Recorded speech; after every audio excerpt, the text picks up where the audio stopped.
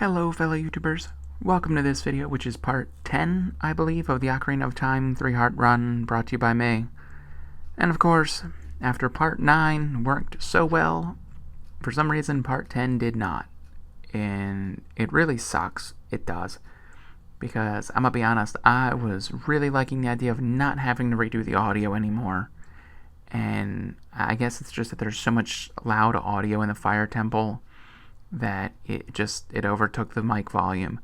I think I might have fixed it, but realistically you guys won't even know until part like 14, 15, something like that. And this is just one little thing I hate about this dungeon, is falling to this platform.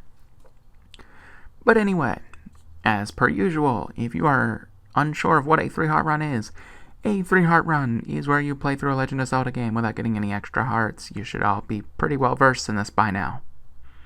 Ocarina of Time is the easiest game to do this on, and that's why I'm doing it on this game. It is also my favorite Legend of Zelda game, so it's a win-win for me. Anyway, if you are wondering why we are in the Fire Temple and we do not have our bow equipped, or why, for instance, when we open up our inventory, there is no bow there, the simple reason is we have not gone into the Forest Temple yet. The Forest Temple can be completely skipped up to this point in the game. And that's personally something I really like about the Forest and Fire Temple, is that there really isn't a set order to do them in. When we get to the room, the only room where you quote-unquote need the bow, you don't really need it. And I believe I do show you. I recorded this like a month back, so I might not have, but I'm thinking I did. But anyway, if you were wondering why we have the Lens of Truth, well, that's pretty simple to explain too, because we already did the well. That way once we beat the Water Temple, we can slide right into the Shadow Temple. And I actually recorded that part today, me doing the Shadow Temple, so it is on the way. Don't worry guys, I know you guys worry about this playthrough. You think about it all the time. You go, how is Mudlup going to beat the Stalfos in the Forest Temple? I worry about that too. You also probably think, how is he going to beat Volvagia? I don't think Volvagia even hits me. So it's a pretty successful 3-heart run, I must say.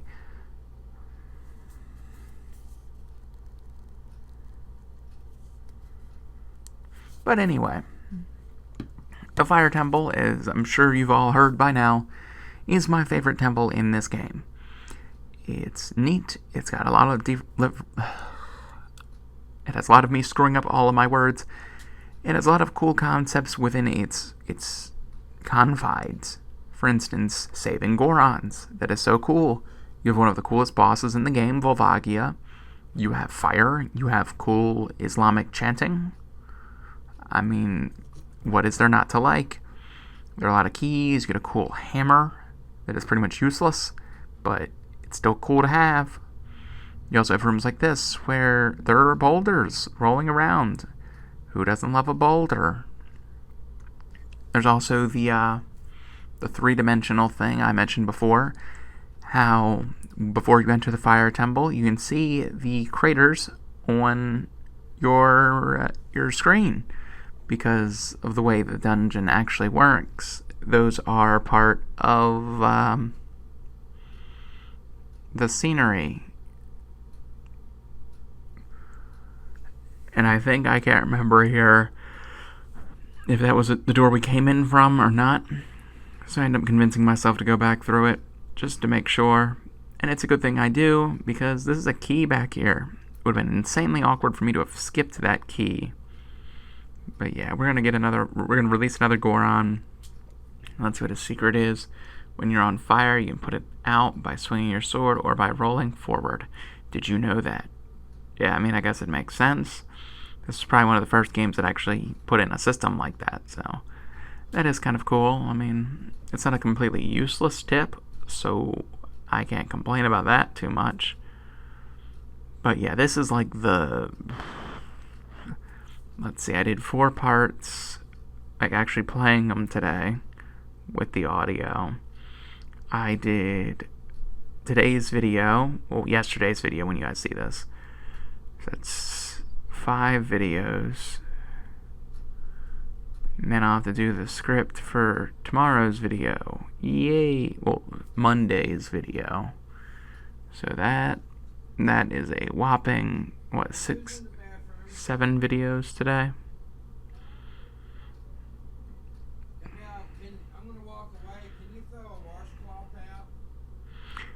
Sorry, I'm shutting up because I can hear my stepdad talking. And I don't know if it's gonna overtake my audio or not.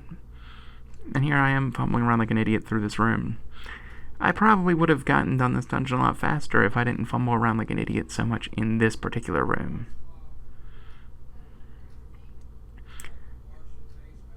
This room is really cool. See, there's the spot you need the bow for. And you shoot the eye, and you can't shoot it with your hook shot. And that's what opens up the room to get to the map. But in reality, you don't need it, and I'll show you why. Now, this was a room that had me really nervous when I played through it, because you could fall, and if you fell, it would hurt, and it would be a long, long fall, and a long climb up, especially being as I'm recording. And I'm sitting here like, oh, when's he gonna pop up? And the moment I go to jump, he pops up. So yeah, I prefer recording these audios while the game's actually playing, because I feel like it works a lot better and I actually have things to talk about. Because now instead of present tense, I'm using past tense. But see, you can just climb up that fence, and you immediately switch to the other side, and you can get the map. So, realistically, you do not need the bow at all in this dungeon. And I wonder if I show you guys on the dungeon map what I was talking about in the last part. Oh, I do. See, the 2 pillars right there on 6th floor, those are the ones that you can see outside of the building, outside of the dungeon when you're in Death Mountain Crater. They go up through the entire dungeon. If you look spatially at, like, when you enter the dungeon, it completely makes sense. It most definitely is those craters and, those volcanoes, and I think that is so freaking cool. That means every time they erupt, you figure, like, fire would swarm up through that room. Like that room we were just in, there'd be fire swarming up, lava swarming up through it. Like, how cool is that? And I'll tell you, it is really cool. And see, this time I'm trying to be wiser, trying to wait him out, and I succeed in doing that. And realistically, this video is going to be really boring. I know it is.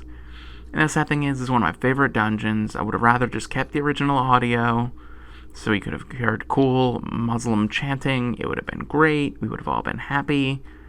And instead, I have to talk over it again. And I mean, when you really think about it, this is just the biggest waste of my time redoing the audio on these videos. But there's really no choice. I have to. And normally, when you fall, you can catch the ledge, which is what I was trying to do there. But I guess because of the ledge itself, maybe, the vine hook thing, I guess it just didn't work. And we took a little bit of damage, but spoiler alert, it doesn't really cost us anything. Oh no. Should meet up with some creatures. Might need some of the Goron special crop. No, you don't. That is a lie. He's a liar. I don't know why these Gorons are obsessed with bombs. It's like they're trying to build up the value of their bombs so they can sell them at a higher price in their store. That is legitimately what it feels like sometimes. But it's like, well, you could use some Goron special crop. Have you tried the Goron special crop? Maybe you should try some Goron special crop. Goron special crop? Do you need some Goron special crop? I bet you need some Goron special crop. Have some Goron special crop. It's so annoying. But anyway, this is a part of the room I hate, because as a kid, I would always get hit off by this guy. Granted, that was when I was a kid. Obviously, I'm smarter now, thank goodness.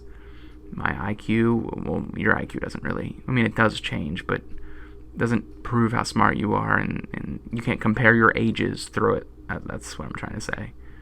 And for the longest time, we didn't know how to get to the second of the towers in this dungeon. Because if you think about it, you never actually do. But the secret is there's a spot where you play the Scarecrow song. when you play the Scarecrow song, it activates the Scarecrow, obviously, and then you can hook shot onto him. I think you might need a long shot, but I'm not really sure. I never do it before I get the long shot, so how would I know? But that was how you do it. I'm trying to think what's up there. I think it might just be like a gold Skulltula or something. Definitely not worth it. I first figured out about it when I played this game on an emulator. And there was I think it was press space to fly button. Like the space bar. And we did that. Well, I did that. I don't know why I'm saying we. But I always wondered what was up there, so I used the spacebar to fly up there, and when I realized what was up there, I'm like, well, geez, you actually have to go up there at some point if you want 100% the game. So, that's how you do that. That's also how you cheat a little bit. And see, we're trying to line the camera up so we can see him walk off the ledge, but I think the camera angle changes. If you find a place you can see on the map but can't reach, try playing your ocarina. So he's telling you to play the Scarecrow song right there. But he jumps right off the ledge. I don't know where he goes. He just kind of vanishes. He would have gotten crushed by that boulder, but game logic be damned, I guess. But yeah, this is a fun dungeon. I'm pretty sure I've never heard anybody say they dislike this dungeon. Like, if you like this game, the Fire Temple is one of the coolest temples in the game. Realistically. I mean, they're all cool. CNC Navi flies up there. Yeah, see, I even show you. Impressive on me.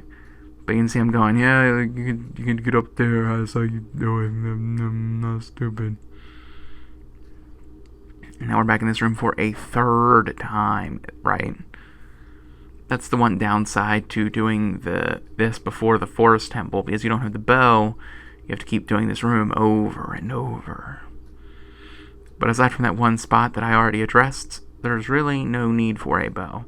And if you're wondering what I'm doing here, I'm waiting for the paper fire to go past me, so that way I can just jump past it. That way there's not a time scale I have to do it on, because the fire, I don't know if it comes back, but I think it does, but it does it at such a slow speed that we would have found our way up there regardless. Even if we were going really slow, we would have still figured it out. And this is one of the coolest rooms in the entire game, I think. There's so much going on.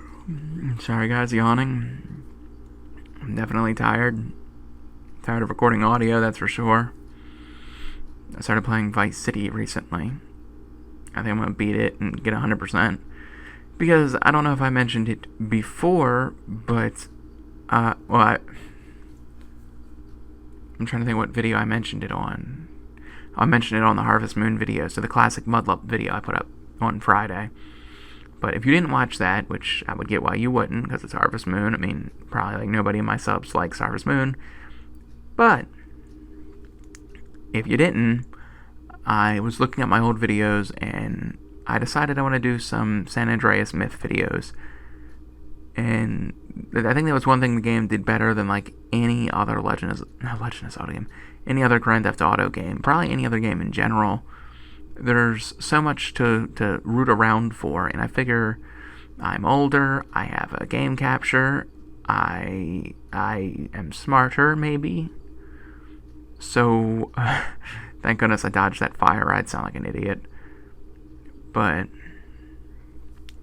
hopefully, we do some cool myth hunting, and y'all know. Probably won't find anything, but I think that was something I did really well before, but when I didn't find anything, I was able to root around for information and research better. And I think that helped keep the videos interesting at the very least. And this room's kind of cool. I like how you go through it twice.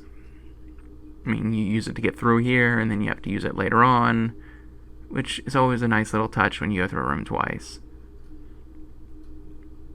But yeah, we kill that useless Kataki, or I can't remember what the bats are called. The stupid bat. And now I gotta hit this stupid switch. This part used to give me trouble when I was a little kid, because I was too stupid to figure out which path to go down. But I'd always screw it up, and now it's like, yep, that was easy. That was very easy. And I think at this point I'm like, man, I need bombs. Now I'm up to double-digit bombs. I'm like, well, I don't want to get 10 bombs over there and waste a bomb. And so you can just swing your sword at it to figure out if it's a fake wall or not. I can't remember what I was trying to prove in the last video, but I had mentioned that. Or maybe I mentioned it in the audio I recorded over. Who knows? And remember earlier when they said you need to use the Goron Special Crop to beat the Fire Dancer? You do not. I don't quite get why they're trying to sell us on the Goron Special Crop so much. But you do not need it. You can just beat him with a hook shot and your sword. And see, look, he keeps flying further away. And that's a good way to tell how much damage he has. The further he goes away, obviously, the scarier he is. Which, I mean, almost makes too much sense, right? And I think he gets me this turn. Yeah, because I'm stunned by that. And by the time I get it out, it's like, oh, now there's all these flames everywhere. But, yeah. Didn't I tell you guys this video would be boring? But we kill him pretty easy. One of the dumbest mini-bosses possible, I think. I mean, the Stalfos is way cooler. The Dark Link's way cooler. The Dark Hand or Shadow Hand or whatever isn't that cool, but... And the Iron Knuckle, I mean... Whew, talk about cool mini-boss. Iron Knuckle, you fight him 3 times. And I believe I had mentioned before about a room where you have to drop a bomb, a Goron Special Crop, to hit a switch, and then that was like the only time you needed a bomb in this dungeon. Well, it's right here. I remember I said, oh, I'd show you guys, and I don't know if I did in the original audio or not, but either way, it doesn't matter because the original audio is gone. So, yep. And I believe with that, we enter the room with, with the Megaton Hammer in it. And this room scares the bejesus out of me. Because it's like one fall and you're at the beginning of the dungeon again. And you figure it took us like 17 minutes to hike all the way up here. It would really suck to have to spend 17 more minutes hiking up here. And it really wouldn't work on a recording. That was a concern I had. Because it's like if I screw up, I'm kind of, up shit creek without a paddle. That's the expression, right? It's something like that. Because realistically, I mean, what do? You fall, I guess I'd have to cut out the recording, which I guess is the one benefit of being like 17 minutes in already, but I don't like doing that. That's cheap. But this is another room where the bow might come in handy, because when you shoot the bow, the arrow flies like instantaneously and hits the target, so it does that a lot faster. The hook shot, on the other hand, takes forever to actually get over to its target, and because it does, realistically, you're better off with the bow in that situation. But I think at this point I just decide screw it, because I can't find the bat, and I'm like, well, either this could end really well or really bad. So I decide screw it, let's find out. Because if you look down in that hole leads you to the beginning of the dungeon again. And we make it. We get the Megaton Hammer, which is legit one of the coolest items in the game, but for some reason never is actually useful. It's sad. Because even when, I think it was Link to the Past, they gave it purpose after you were done. Like, you got it, but it was still useful in other areas because you could pound down switches that were around Hyrule. You could at the same point, I think there were enemies you had to kill by smashing them with the hammer. We didn't smash them with the hammer. You hit the ground, and it shook and flipped them onto their backs so you could kill them, right? Can't remember what enemy it was, but I'm pretty sure there was an enemy like that. But for some reason, Ocarina of Time gives the hammer one more good use after that. And that's it.